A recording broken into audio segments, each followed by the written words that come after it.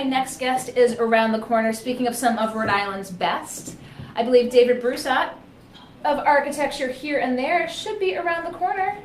Thanks for coming in today, sir. Okay. I appreciate it. I'm going to put your right foot over here, and we're going to look right at the camera over here. Did you bring the book? Aha! You were kind of hiding it around the corner. You've probably read David on the Providence Journal. You've probably read him on Go Local. You read his blog, Architecture Here or There. Coming out this week. It's out.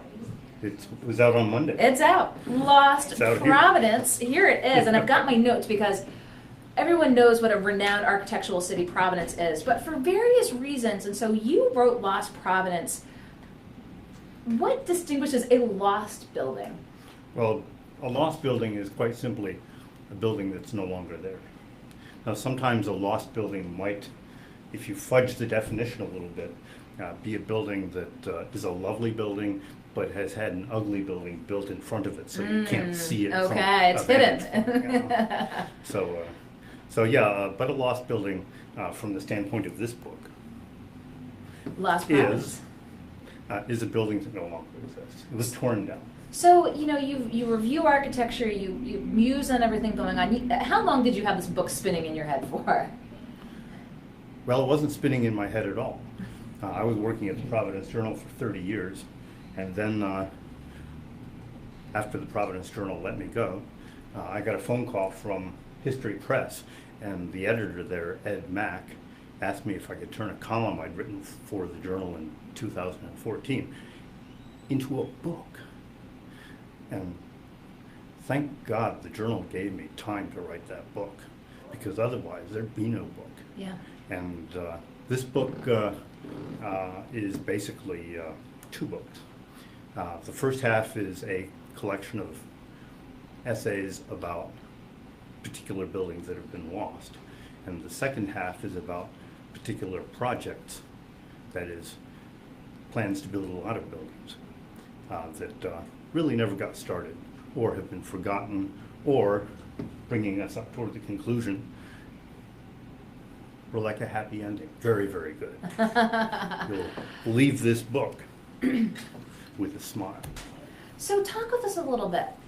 Which one are your favorite lost buildings that you said, oh, I wish they were still in existence to the degree that they had been? Well, the nice thing about Providence is that so many of our buildings that have not been lost are better than the buildings that were lost. Yeah. So it's really difficult to figure out what the best lost building is. I think the best lost building was the Hoppen House, because well, it was a beautiful house built at a time when downtown was a residential district. Didn't have businesses, or if it had any, they were very few. So where was the Hoppen House? The Hoppen House is located, or was located, I should say, that's very clear, was located right near the Conrad building where Lupo's started out. And it was a beautiful building with, excuse me, because I'm probably going to be thrown off the stage here, with breasts. We are not FCC regulated. You were fine. So I had to get that building in first before they... So what do you mean by the tatas? Well, it has a porch that has two bulges for the... Do you think it was built for that particular purpose, to evoke a woman's body? I can't think of any other reason. And there are a couple of others that remain in Providence, including one up on Prospect Street. Really? But unfortunately, this one was torn down, so it got to be in my book. It's got to be in the book. So any other favorites you want to mention? Well, this building. I see them around the corner here. This building is what is it? This building is the predecessor to the Industrial Trust building, which we all know as the Superman building. And this building was, when it was built in 1873, and I'm going to remember the name of the building in a second. When it was built in 1873, it was the largest commercial building in what was suddenly an actual commercial district downtown. Commercial district that had basically hopped over the Providence River from Cheapside, which is what the commercial district of the old Providence was known as on the east side. The east side was the cheap side. Cheapside. Go figure. Well, there's a London Cheapside. And anyway. Not so cheap anymore. So this is the building that is known as, God, I know it's in here somewhere. This is probably really bad TV. It's okay. We've got time. I'm looking at buildings in the back. Oh, the train station. Mm-hmm. Oh, I thought they told you what. You see pictures of that building all the time in the old pictures of Kennedy Plaza. Yeah. How long did it take you to get all the photographs you needed in the book? Well, that was the hardest thing about writing the book. I mean, the words sort of flowed out. And I was very scared about the words because for 30 years I wrote 800 words a week with a specific deadline. Mm-hmm. And now suddenly I had, 40 or 50,000 words to write, 60,000 words to write, with a deadline that was never far enough away. But you were asking a question about, what did you ask? That was the photos, because you said you're a writer. Photos. Yeah, how the Getting photos. Permission Yes. from the public library, from the Historical Society, from the Preservation Society. They were all very, very kind and helpful, but it was the kind of work that I'm not cut out for, that is making sure that things get into the right place at the right time and stuff like that. You're the writer, but you needed the photos to go along with this. That's right. This is very visual. Who's going to love this book? I mean, architecture buffs, people, history buffs. I mean, it seems like it would encompass a wide swath of people who just want to remember what Providence had once looked like.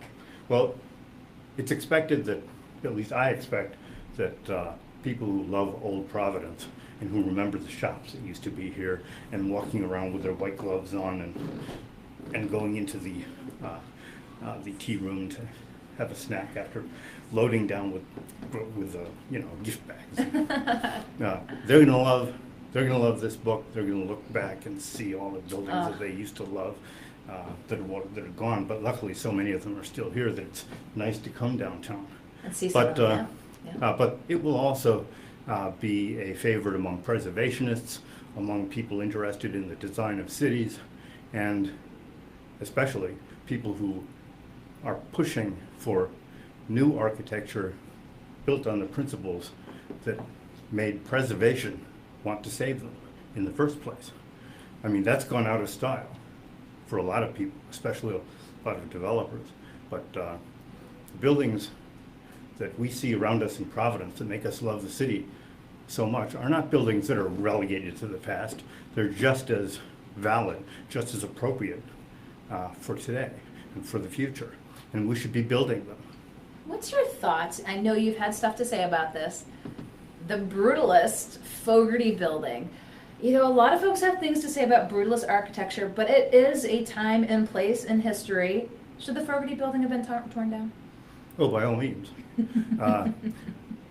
Brutalism is a style of modern architecture that is perhaps better named than any other style in the history of mankind. It's brutal. But I have to say, on behalf of the Fogarty building, that it was a relatively modest brutalist building, yes. that it didn't stomp on the people who used it or the people who looked at it, unlike Boston City Hall. Boston City Hall. Will Boston City Hall ever get torn down? Will people ever embrace brutalism? Well, people are trying to embrace brutalism now. Recently, a book on brutalism in Boston came out, and they tried to sort of rebrand brutalism. Give it some warm and fuzzy. Heroic brutalism. Heroic brutalism. Okay, so Fogarty building, you said, it wasn't the most brutal of brutalist buildings. But let me just make one additional point, Kate. And that is, if the building that goes up in place of the demolished Fogarty is a badly done building, then it'll be sad that we lost the Fogarty. But if the building that goes up is better than the Fogarty, then we'll be happy. And that's the way it is with all of these buildings. The problem is, since about 1950, when, before 1950, people assumed that what was going to be built after something was demolished was going to be better than what was demolished. And that was true for centuries. Nowadays, we assume that it's going to be worse, and therefore we have the preservation movement, which used to be a hobby, And now it's a mass movement. Now there's a lot going on here in the city. Mhm. If you thought, okay, the Fogarty building, and we'll see what the new hotel that pops up looks like, is there any building that you can say right now that you just dislike the most in Providence? Like, oh, I wish this one was torn down. That's very easy. It's the G-Tech building. It's not called the G-Tech building anymore, and nobody knows what it is called. IGT building? I don't know. IGT. Hey, but you're a journalist. Nobody knows it as an IGT building. That big kind of glass monstrosity, yeah, right? It's a glass box and diapers. The Glass diaper part is the sort of fuzzy parking area. and diapers. I would rather see the Yikes. cars, actually. Well, you certainly don't mince words when you were weighing in on architecture in the city. So looking forward to reading this book, David. Before we let you go, with your Lost Providence, he's going to be making the rounds. You can go check out his site. You'll be at multiple bookstores, I can only imagine. That's right. What advice would you give? Let's focus on Providence. We'll keep the governor out of this for now, but this mayor, next mayors, in terms of architecture, do you feel that they've had or should have sort of a more hands-on role looking at what the ultimate makeup of the city looks like? Well, I think what the mayor ought to do, and the governor can do this too, because she has a lot of influence, especially in the area of the Route 195 corridor, where now they're set to build all sorts of really ugly buildings. But the governor could make a phone call, or the mayor could make a phone call and say, hey, developer, why don't you build a building that strengthens the brand of Providence rather than undermining the brand of Providence? That's what I would say to them. I wouldn't pass a law. I would just say, Governor, get on the telephone. Mayor, get on the telephone. Get some better looking buildings. Yeah, because they have a stronger interest in having the government on their side than they have in, some style.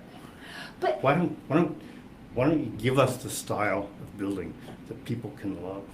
so do you have concerns about what 195 is looking like so far with Wexford and the renderings? Well, I like the grass. I like the sunflowers. That's pretty much all we're seeing right now. But pretty soon the grass and the sunflowers are going to take a powder, and we're going to see a lot of glass and steel, all the things that make us think of, say, George Orwell's 1984 or something like that, because that's where we're headed. And Winston Churchill said, first we make our buildings, and then they make us. And so if we continue to make buildings that are sort of forbidding and sterile and inhumane, then we're going to go in that direction as a society. That would be my closing line. That is quite the closing salvo, and the perfect opportunity to say, hey, learn from history, take a look at what Providence once looked like, the things that made Providence what it is, and keep that in mind as we look forward, right? Barrington Books, Thursday, 6:30. That's tomorrow at 6:30 in Garden City. Okay, Barrington Books in Garden City tomorrow. Make sure you check out Architecture Here and There. David will update you on more opportunities. Check the book out. This looks like a great read. It's almost like a beach read as summer comes to a little bit of a close, but I'm sure it'll be on many table and nightstand. So David Brussat, thank you so much for coming in today.